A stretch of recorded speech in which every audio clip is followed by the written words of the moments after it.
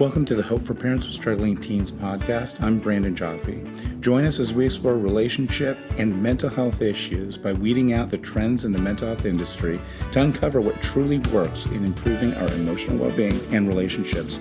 At Inspired Resolutions Counseling, we specialize in providing interventions and resources for families with teens, focusing on topics such as teen mental health, parenting challenges, and family dynamics. This episode is a recording of the Hope for Parents with Struggling Teens group. The voices of the participants have been edited out for confidentiality purposes.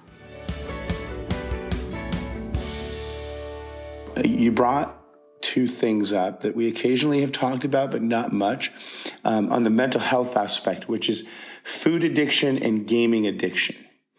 Now, everybody's talking about gaming addictions, right? You hear that everywhere. Every school I get in contact with says, do you guys talk about electronics and gaming addiction?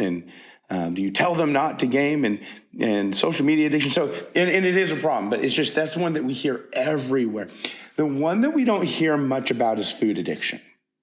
I say this with trepidation because it's such a sticky subject right now. But so many teens right now are struggling with food addiction, and nobody's telling them that they have a food addiction. When I've worked with you, just in terms of talking about this, or when we've talked about it in the group, I realize, this food addiction thing, it often does go hand in hand with other addictions. It's monumental. There's so much damage, right? Self-esteem wise, physically, to the family, resentments, the whole thing, the denial, you see the character defects. So when I'm working with somebody who has a pretty hardcore food addiction, it's so obvious. Yeah, they're not getting high like on heroin, but they have all the other stuff. Okay, a lot of times we just think of addiction as the use of the drug or the behavior that is the addiction. But there's all this other behavior around addiction that is very damaging. And even when the substance use goes away, a lot of times those behaviors don't go away. So somebody who's an addict will go through huge mood swings, especially as they're crashing and going up and crashing in terms of the dopamine and serotonin in their brain. The characteristic of somebody stuck in addiction is there's like selfishness, right? Even though kids can be selfish, there's an extra layer of that selfishness, that inability to stop themselves from attacking, blaming, becoming the victim, lashing out at other people. There's that all-consuming kind of preoccupation. They're either preoccupied with trying not to use or preoccupied with using. And that gets in the way of their relationships, and that gets in the way of them doing things like cleaning their room. That gets in the way of a whole bunch of things. And so it's something I don't want to minimize. Now, I know you cannot do anything about it, right? You can offer resources, you can be honest about what you're seeing, but at this age, right, when they're 21, there's not much you can do other than offer resources and then not enable. You don't have to participate in the food addiction. And that's something I wanted to bring up because I was talking to a mother the other day.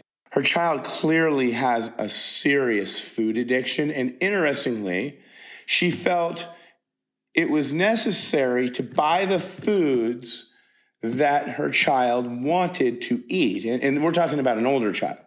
And so this mother, it hadn't even dawned on this mother that she, like buying somebody's drugs, she was buying the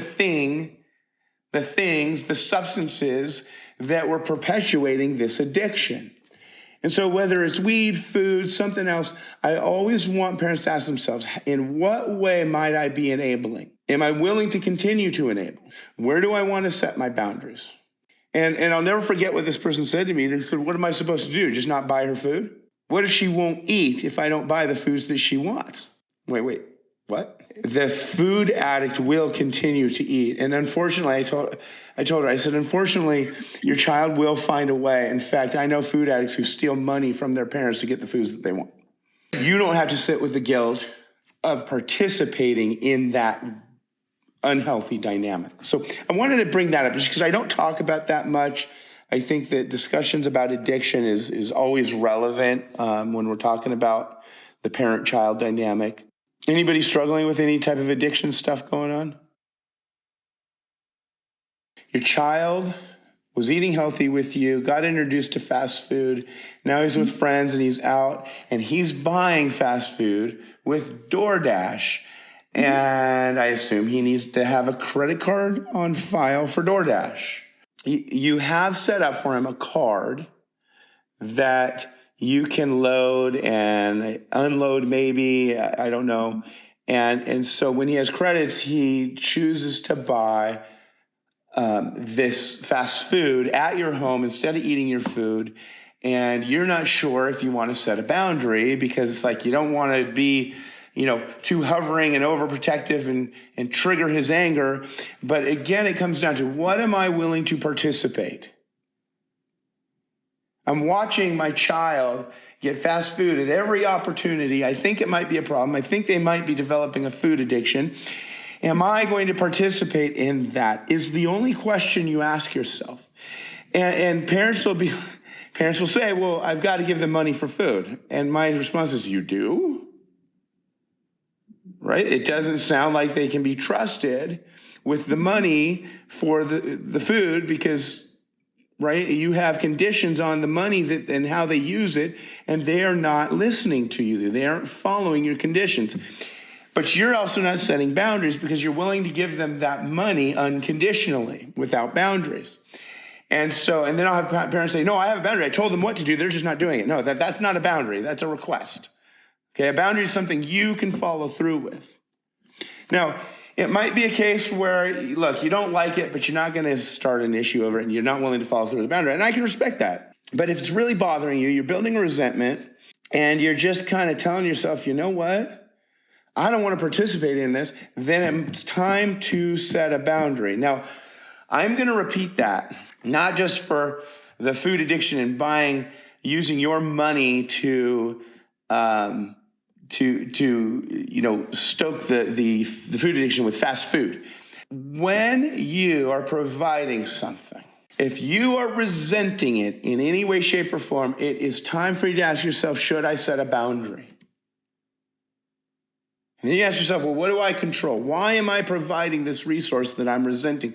And your mind's going to go, well, I'm only resenting it because they're taking advantage of it. And I get that, but you just got to accept sometimes what is. Am I willing to continue to give this resource that's being used in a way that I do not like, that I do not agree with? We call that enabling, right? Anytime you're giving money, regardless of your resentment over how it's being used, you're enabling that person to use the money how they want it to be used. And for parents, it becomes really complicated because there's these social pressures to have certain amount of money for them to spend when they go out with their friends. There's these assumptions that this is what you're supposed to provide, or they make you feel guilty and you don't want to be called a bad mom or a bad dad. And so I get the hang-ups, but at the end of the day, you are the parent, and it is yours to ask, am I resenting something? Is it time for me to set a boundary and then follow through? And you might take it a step further. Do I want to continue to participate in my child's choice to do something that is harmful to them? If they somehow play dice in the street and get money and you can't stop them from playing dice and they use that money to go get fast food, you're not going to be able to stop that. I get it. I get that you can't stop them from making bad choices.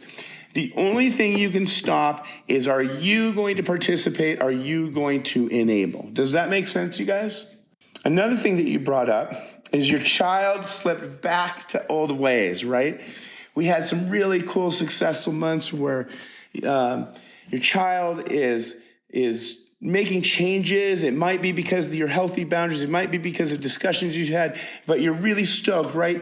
Your child's making changes. They're behaving better. And then something happens in life, or maybe something doesn't happen in life, but in this case, a tragedy happens.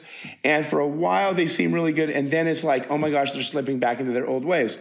And then it's hard as the parent when you've been on a run of, man, things are going well. I'm not having to follow through with the boundaries. I'm not having hard discussions. We're getting along. It's hard in those moments where they quote unquote slip back to not get caught up back into the insane conversations. It's hard to not try to plea and beg them and say things like, don't you remember how good it was going? Why did you do this, right?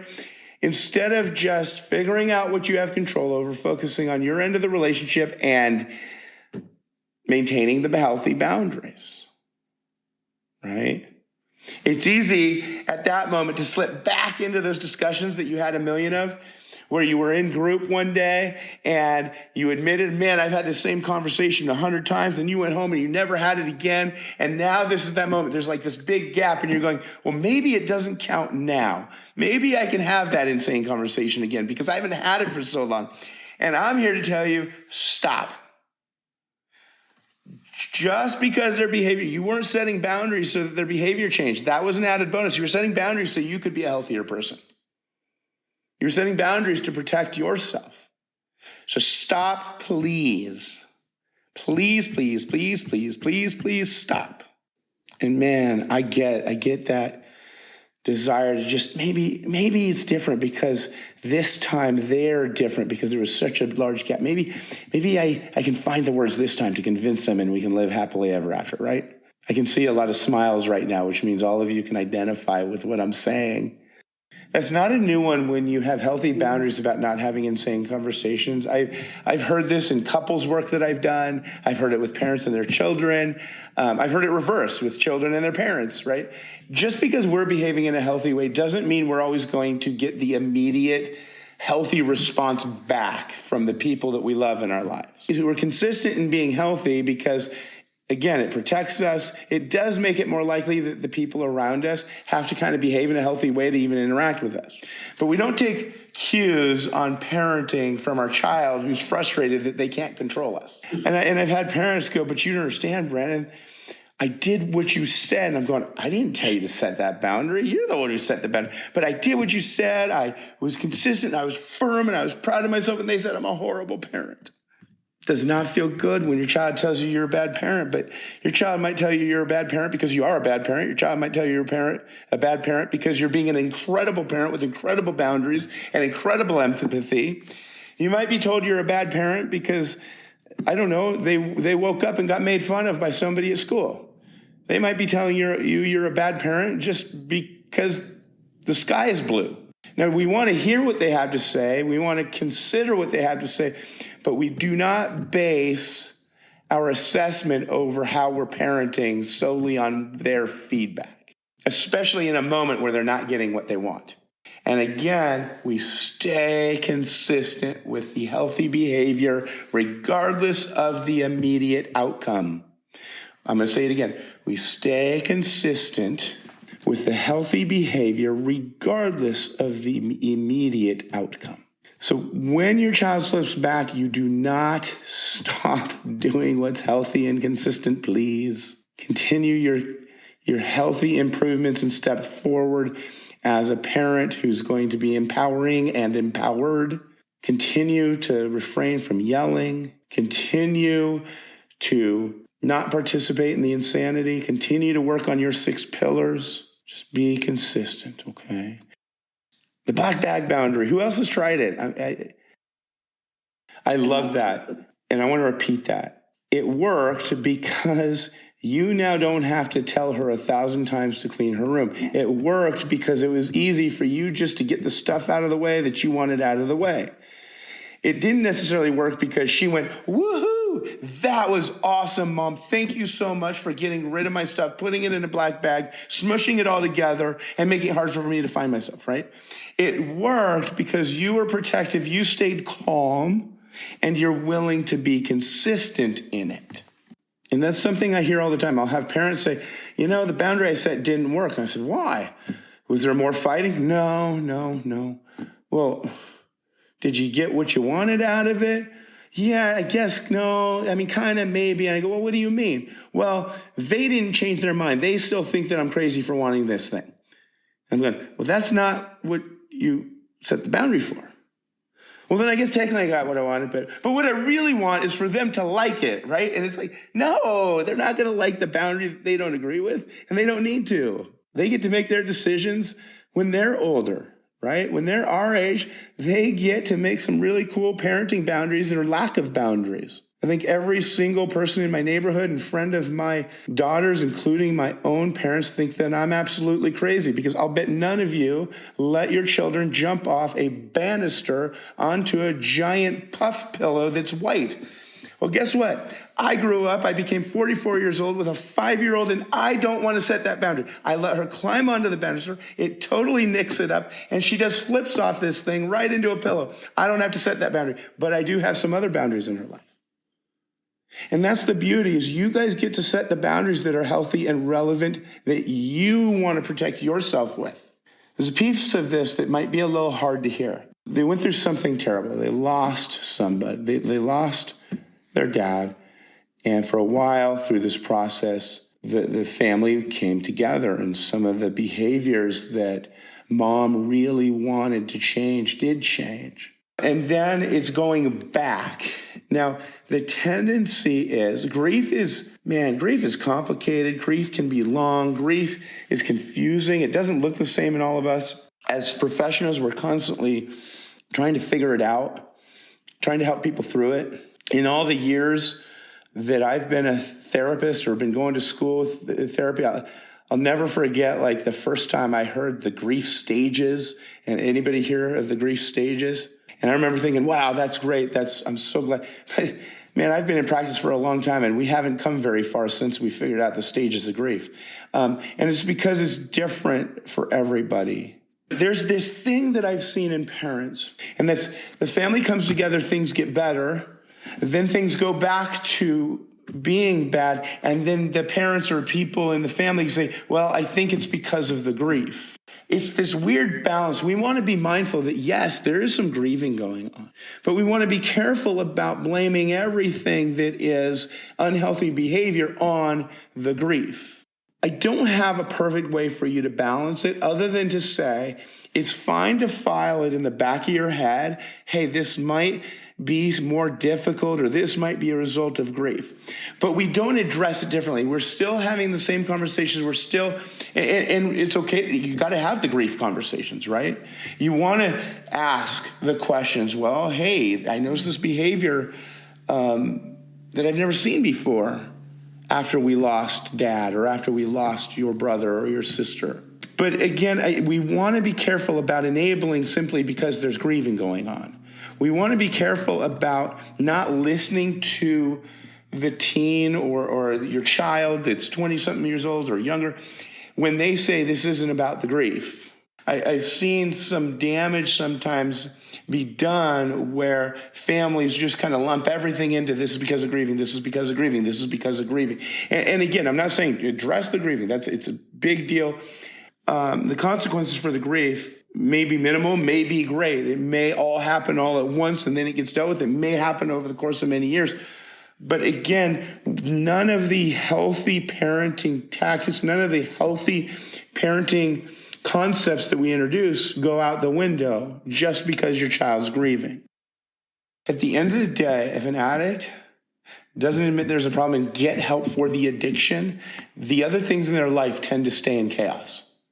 It might go on hiatus for a little while, but it comes right back.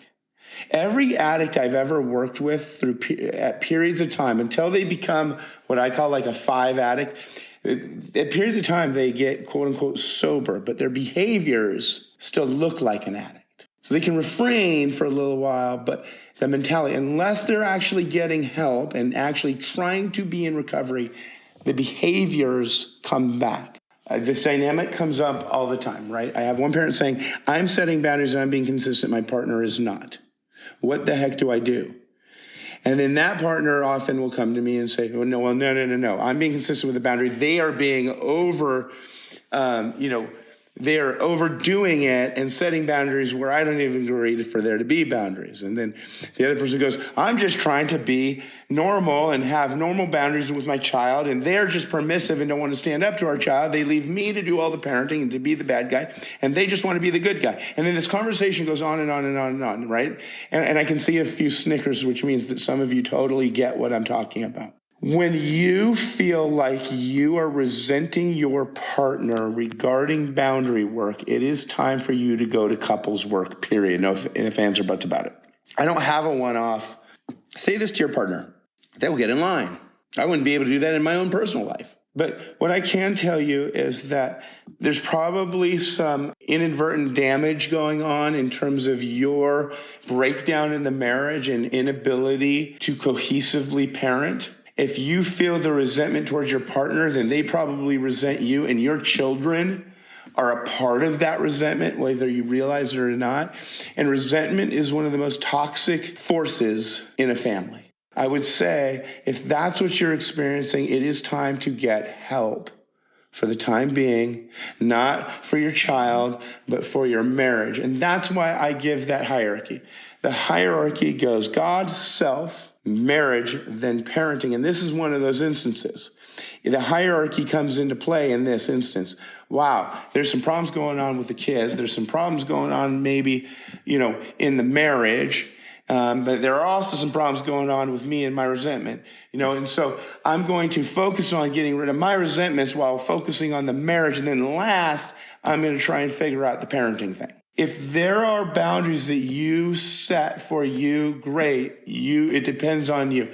But if there are boundaries that your partner is countering, that means you guys did not agree to the boundary. You can't call shotgun on boundary setting, right? Shotgun, I said it first. We get to set the boundary. No, if your partner doesn't agree, you're not going to be able to set the boundary. And that's a hard pill to swallow. That's one of those. That's when the concept of focus on what you have control over comes into play. And that's why we have so many, divorces and chaotic homes, is because people have a hard time agreeing on things. You can agree on the big things, but the little nuanced things become huge. And instead of working on the relationship, people dig in and spend all their time trying to convince their partner and then build resentments without realizing it. For now, it's going to be your job to not let your frustration with the parenting get in the way of the marriage. Know that you're going to ask for help and let go for now. He's got a 10-year-old who refuses to even talk to him, doesn't want to engage with him, and that is heartbreaking, especially if you're in a broken marriage situation where you have even less power than you do if you are in an intact marriage. And you sharing with him that you were in a place where your child wanted nothing to do with you. There is always hope. Your kids will seek out that relationship even when they reject it. Changes do need to be made, most likely. And first is, I'm not going to control the things that I cannot control. I love your story because when your daughter was rejecting, you asked for help, you followed through with the help, you continued to work on your end of the relationship, you continued to work on your marriage, you didn't give up, even though it took a very, very, very long time. And I know at times you wanted to give up. I'm sure at times you went, there's no way this is ever going to change. This is the state of my life forever now. And when a parent is doing the movement, when a parent is putting in the work, so far in my practice, in all the years that I've been doing therapy with families, I haven't seen the needle just stay the same. And that's the key. My relationship with my child is completely broken. What do I do next? Well, I get help for myself. I get help for myself to grieve what I had hoped would happen. I get help to focus on the things that I cannot control. I get help with my rejection and hurt feelings. I make sure to figure out, is there a resource I can give my child that they will accept? But the parent never gives up. The parent cannot give up. The parent cannot give up. I'll say it again. The parent cannot give up. Then you find ways to unconditionally love on them. I don't know what that might be. I remember a story a long time ago. A mom hadn't had a relationship with her teen daughter for a year or two. I can't remember. And for at least a year in this mother being a part of the group, the needle didn't move. And the parent kept figuring out, how can I love on it? And it came down to the only way to love on the daughter was, I love you every once in a while, which kind of got rejected. It really was just, hey, I'm here. I'm here when you don't want to reject me, right? Kind of prodigal daughter situation. And then one day this mother came in and said, oh my gosh, she reached out. It wasn't the greatest interaction, but she reached out. We are going to lunch or something like that. I can't remember what they did. And from that point on, it was up and down, but a relationship was built. I'm not going to say it was just all of a sudden this happily ever after. There was a lot of work after contact was made. But you see, the parent never gave up. The parent can't give up, and the parent has to find ways to unconditionally love on the child when the child is completely rejecting them. You've got to look for opportunities to connect. Now, what gets in the way of you finding opportunities to connect is your hurt feelings. Oh, well, if they're not going to treat me well, then I'm not going to try. If they're not trying, I'm not trying. No. That's not what a mature adult does in this, what I call legacy relationship. What a mature adult does in this legacy relationship is a mature adult doesn't give up, looks for opportunities to connect.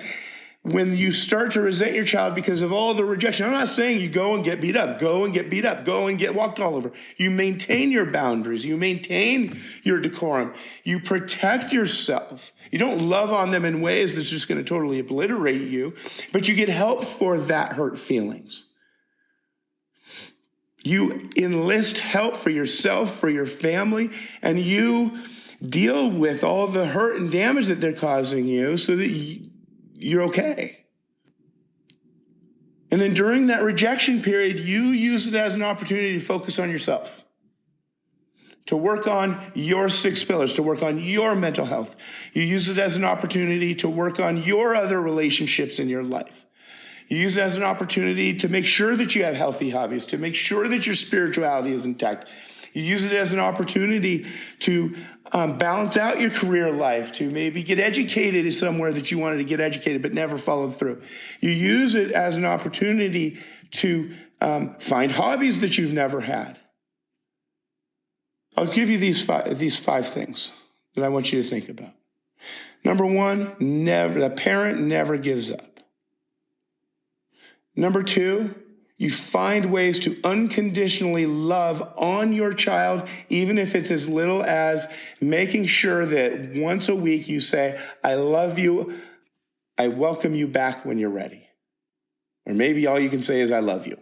You look for opportunities to connect. And it might be the most minuscule way to connect. I don't know. Maybe you know something about cars, their car broke down, and you're like, I got this, I can help you if you like. You know, I'm not saying you got to go buy something, but that might be the opportunity that you teach them how to fix their car. I don't know. That was a case that I had that I'm just right now remembering, where the way in for the parent was they had the knowledge to help fix this kid's car that they had been working on. You enlist help. Get help. I don't know what that looks like, but if you can get help for the relationship, that's fine. But I'm talking about help for you, help for your marriage, help for all the stuff around it. It's so interesting because what parents will do is, I'm not going to enlist help for all the other areas of my life until I figure out my relationship with my child. Maybe your relationship with your child's messed up because of all the other areas. I don't know. Continue to consistently work on yourself and your 6 pillars. Work on yourself isn't just getting the mental health help. It's building a balanced life. It's addressing all 6 pillars of your life. I am the type of personality that's going to struggle to stay even-keeled the rest of my life, but I'm never going to stop trying. Okay, I run an anger management group that I benefit from just by running it. So if you're somebody who blows up, If you're somebody who struggles with the yelling, number one, you belong in an anger management support group, or at least group. Okay, not one of these online classes where you learn to breathe and everything. But here's the thing. Your frustration's coming from feeling betrayed. Your frustration's coming from feeling like, somebody's not appreciating you or themselves enough. It's coming from fear for their future. It's coming from a whole lot of places. Okay. And so if you've got a daughter or a son who's doing poorly in school and you're going, man, I don't ask much of you. I just want you to get C's and you're getting F's. What the heck? The anger, the frustration, maybe even the resentment because you've provided so much. Some of you have provided the funds to go to a prestigious, high school that is not a public school. And so all of this gets messy in our heads and we just get frustrated, right? And so when somebody asks me how to stay even keeled, I tell them, you know what? You have a decision to make. If that's something that you have a problem with, today I want you admitting, as though an addict needs to admit that they have a problem. I want you to admit that you have a problem. And here's what I hear from parents. Well, I don't really have a problem. I'm good in every other area of my life, but it's just with my child. And if they would just do the basics, I wouldn't be this way. No. You're not able to stay even keeled when it's really important to stay even keeled. Now, if getting mad and yelling works or did work, I wouldn't be having this conversation over and over again in this group. But I've got to make a decision each and every day. Today, I'm going to keep my cool no matter what gets thrown my way. I've got to, as a parent, practice in my head, practice out loud, discuss it in this group, discuss it with friends, discuss it with my partner. Here's how I want to behave when I get this type of news. Here's the discussion I want to have or the discussion I don't want to have. Here's how I'm going to keep myself from flipping out. Okay, and so you've got to come up with a plan. You've got to know and make the decision that, hey, I need help and I'm going to change my reactions. Now, if you flipping out is helping your relationship and getting your children A's, please don't stop flipping out when they get bad grades. Yell, scream, do the thing, because they're coming back to you saying, man, thank you for the wake-up call, and they're getting A's after that. But if when you flip out, it doesn't work, it damages the relationship, they don't get better grades for more than like 2 weeks after that, right? Because that's kind of the pattern. Parents flip out. Kids do better for like a couple of weeks after they get everything taken away. And then if they get their stuff back, it goes downhill. If they don't get their stuff back, it goes downhill. And then the parents are just stuck having taken everything away, not knowing what to do, and even more frustrated than when they flipped out the first time. And so for you, I want you to ask yourself, does me getting hot and heavy about grades, does it ever work? I can totally blow that out of the water. You want to know why? The last grades were 2 Fs. So here's the thing. It didn't work. Isn't it funny? We'll say that it worked in the past because it worked temporarily. But if you didn't change a behavior in the long run, it didn't work, you guys. Who do you want to be and how do you want to act as a father when you're frustrated with the decisions your child's making? And that's an important question for everybody. Who do I want to be and how do I want to respond or act when I am struggling with my child's decisions, when I feel disrespected by my child, right? Do you see how that mentality is different than how do I fix this issue with my child right now? See, we go into these problems with our children with, how am I going to get them to fix the problem in their life instead of, how am I going to behave and how am I going to walk alongside them as they struggle with this? What boundaries do I need to set is a great question to ask yourself. Do you have any boundaries regarding her education? It's hard to set boundaries on that, right? So I like that. Hey, is there anything I can offer you as a resource that you'll take advantage of? I like that. Would you be willing to go to tutoring? Now, a lot of the kids, no, not going to go. Some kids, yeah, that's what I needed. I just needed some help. Thank you for offering me the help. But most kids, it's like they just don't want to do the work. They don't see value in it. Now, there's a whole handful of kids right now in school who halfway through are getting like Fs, and they know that they can turn things in still, And they know they're going to get the C or the B at the end of the semester anyways, and they've got it all planned out, and they're just driving you nuts because school has changed. Most students that I'm working with can not turn things in for a significant amount of time and then turn it in later to get their grades. And I'm watching parents flip out all over the place over this dynamic that the schools are allowing. And it might just be individual teachers. I don't know. I love the idea of here's the resources I'm willing to offer. Great. And if there's a boundary that you want to set, maybe it's, you know what, you're not using my devices past this time because I think that's keeping you from attending school. I don't know. I'm all for setting boundaries on what you don't want to participate in. But a lot of times, anybody else, any other parents here struggle with school and your child? Has anybody here been able to get them to do things the way that they want them to do them? No. Almost every one of you raised your hand, and almost every one of you, if not every one of you, shook your head no. So, okay, I'm glad you brought this up because you're not alone in this. I get parents like this all the time. Man, I had 2 kids. My first kid was compliant, did well in school. I thought I was a good parent. My second child is defiant, not doing well in school, refuses to do what I ask. I'm parenting them the same. What did I do wrong? What did I do wrong? You may not have done anything wrong. I don't know. Right? I don't know if there's some damage you're causing in the relationship with your anger or with what they maybe experience in the marriage or, so I don't know everything that's going on in your relationship. What I can tell you is if I raise a compliant child and they do really well in school and they go on to college and I do the exact same thing with another child, it doesn't mean that I did anything wrong because that child's failing school and making poor decisions. As powerful as parents are, the way we raise our kids is huge. It is important. But you are not the end all be all. You are not the gods of your children's journey. All of you have a parenting journey that you're on, and you are not on your child's journey. Some of your children are getting everything from you. And they are making really bad decisions still. They might even be blaming you, and it's not your fault. They are making bad decisions. They are choosing to do things that are harmful to the relationship with you, harmful to their bodies, harmful to their futures.